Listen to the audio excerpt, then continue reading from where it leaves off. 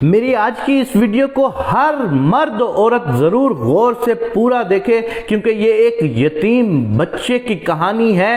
پہلے کیا ہوتا تھا، جوائنٹ فیملی ہوا کرتی تھی، بچوں کی پرورش محبت میں ہوا کرتی تھی۔ کبھی دادی کا پیار، کبھی پھپھو کی محبت، کبھی چاچو کا لاڈ، کبھی دادا کی باتیں۔ ماں مصروف ہوتی تو دادی گود میں اٹھا لیتی، بچے کو پرانے رسم و رواج سے تیل کی مالش کرتی، بچہ روتا تو ماں تڑپ جاتی۔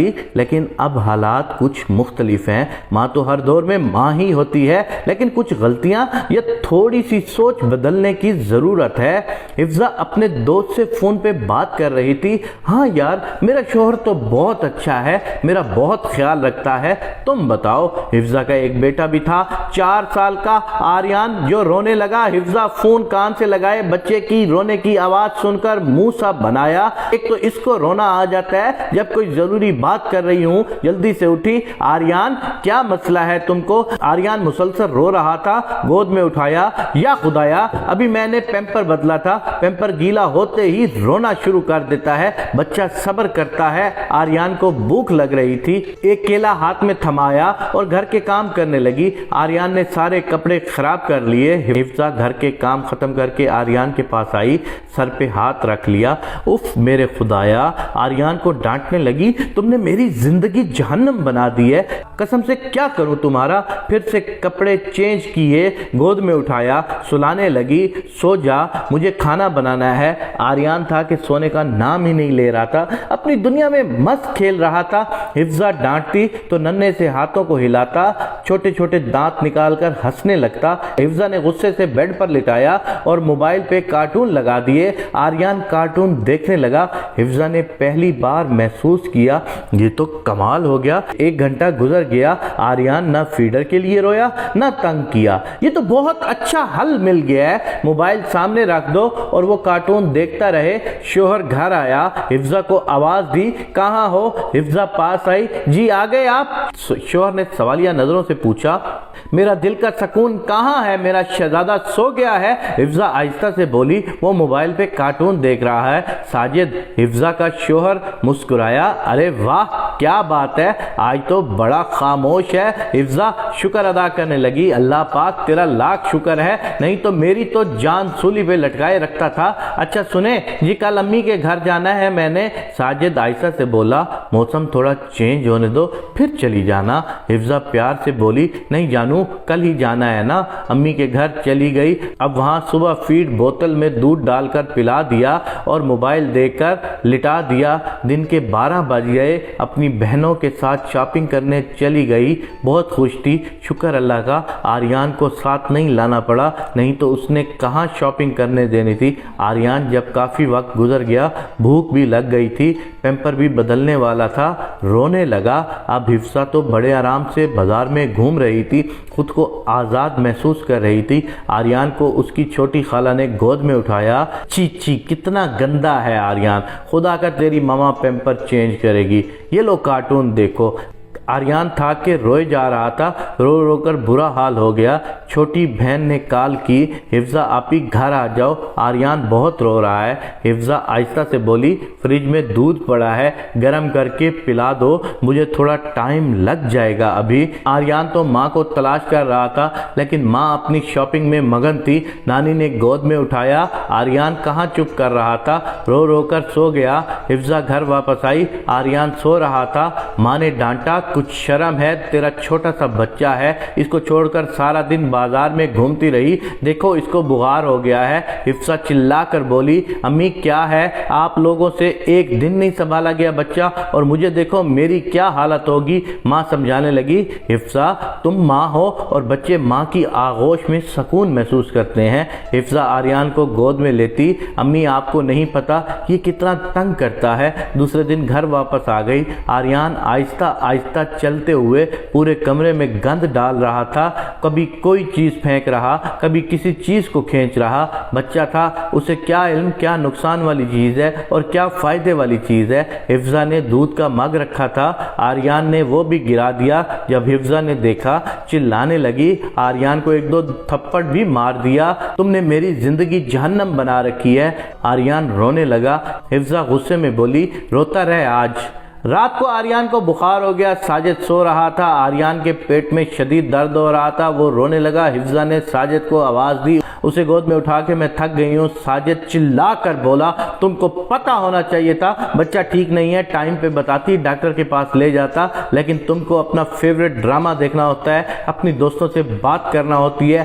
حفظہ چلا کر بولی، میں نے کہا تھا پیدا کرنے کے لیے، میں تو ابھی 5 سال بچے کا سوچ بھی نہیں رہی تھی، میرے لیے سزا بنا دی ہے تم نے، خود آرام سے سو جاتے ہو، میں دن رات مرتی رہتی ہوں۔ آریان کو جھنجھوڑ کر بولی، جب چپ ہو جا، اللہ کا واسطہ چپ ہو جا، میرا سر پھٹ رہا ہے۔ رات کے 2 بج رہے تھے، ساجد بھی حفظہ پر غصہ کر رہا تھا۔ ساجد پیار سے بولا، حفظہ تم ماں ہو، تمہارا رویہ کیسا ہے اپنے بچے کے ساتھ؟ حفظہ چپ ہو گئی۔ کچھ دن گزرے، محلے میں ایک لڑکے اور لڑکی کا ایکسیڈنٹ ہوا، وہ دونوں مر گئے، ان کا ایک ہی بچہ تھا۔ مرنے والا لڑکا لڑکی کا کوئی رشتہ دار بھی نہیں تھا جو بچے کو سنبھال سکتا، تو پولیس نے فیصلہ کیا بچہ کسی یتیم خانے کے حوالے کر دیا جائے۔ بچہ بہت پیارا تھا، پولیس نے بچہ یتیم خانے کے انتظامیہ کے حوالے کر دیا، لیکن قانونی کارروائی کے لیے محلے کی کوئی 4 عورتوں کی گواہی چاہیے تھی۔ حفظہ کو بھی گواہ کے لیے جانا پڑا کیونکہ وہ ہمسائی تھی۔ حفظہ اپنے بیٹے آریان کو اس کے باپ کے پاس چھوڑ کر گواہی کے لیے چلی گئی۔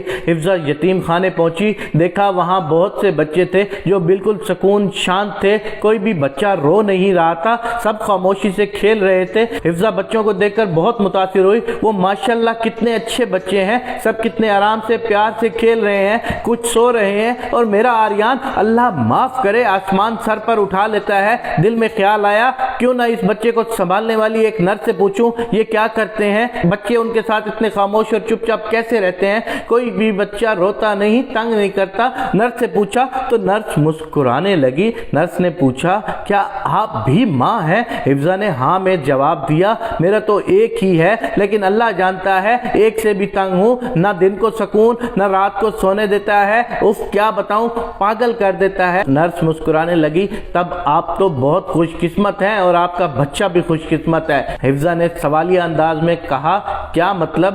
نرس افسردگی میں بولی، یہ دیکھو بن ماں باپ کے بچے، جانتی ہو یہ کیوں نہیں روتے؟ کیونکہ ان کا لاڈ اٹھانے والا کوئی نہیں ہوتا۔ شروع میں یہ بھی بہت روتے تھے، ان کو لگتا تھا ان کے رونے سے ان کی ماں دوڑی چلی آئے گی اور آ کر سینے سے لگا لے گی، لیکن یہ بیچارے یتیم بن ماں کے ہیں، کیا جانے یہ لاوارث ہیں، یہ روتے چیختے رہے، ان کو کوئی نہیں سننے والا۔ ہم نرس کتنا کچھ کر سکتی ہیں، کہاں بار بار ان کے پاس جا سکتی ہیں، سب کا پیمپر کب چینج کر سکتی ہیں۔ ایک بچے کے پاس گئی، یہ دیکھ کتنا پیارا ہے، شروع میں یہ پیمپر گیلا ہونے پر آسمان سر پر اٹھا لیتا تھا، اب 24 گھنٹے میں صرف ایک پیمپر بدلتے ہیں، اب گیلے پیمپر میں پڑا رہتا ہے لیکن روتا نہیں ہے، کیونکہ اب یہ جان گیا ہے اس کو لاڈ کرنے والا کوئی نہیں ہے، اس کو چپ کرانے والا کوئی نہیں ہے، اس کو سینے سے لگانے والا کوئی نہیں ہے۔ ہم مائیں تو نہیں ہے نا، ہم تو بس اپنی ڈیوٹی نبھاتی ہیں۔ اتنے میں دیکھا ایک بچہ رو رہا تھا،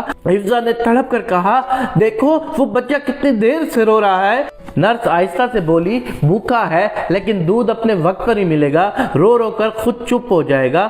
دوسرے کمرے میں وہ بچہ جسے آج ہی لایا گیا تھا، جس کی ماں باپ کا ایکسیڈنٹ ہوا تھا اور وہ مر گئے تھے، وہ لاوارث کی طرح آرام سے سو رہا تھا۔ نرس آہستہ سے بولی، بہن ایک بات کہوں، جس بچے کو تم کہہ رہی ہو نا بہت تنگ کرتا ہے، خدا کی قسم وہ بچہ لاکھوں بانج لوگوں کی دعا ہے، تڑپ ہے، اللہ کا شکر ادا کرو کہ اس نے تمہیں اس نعمت سے نوازا ہے، اور دیکھو ان بچوں کی جانب ماں کی محبت کے لیے ترس رہے ہیں، اور ہاں اگر آپ کو اپنا بچہ اتنا تنگ کرتا ہے تو کچھ دن ہمارے پاس چھوڑ جائیں، نہیں کیا کرے گا تنگ۔ یہ سننا تھا کہ حفصہ کی آنکھوں سے آنسو پانی کی طرح بہنے لگے، اپنے بیٹے آریان کا نام پکارا۔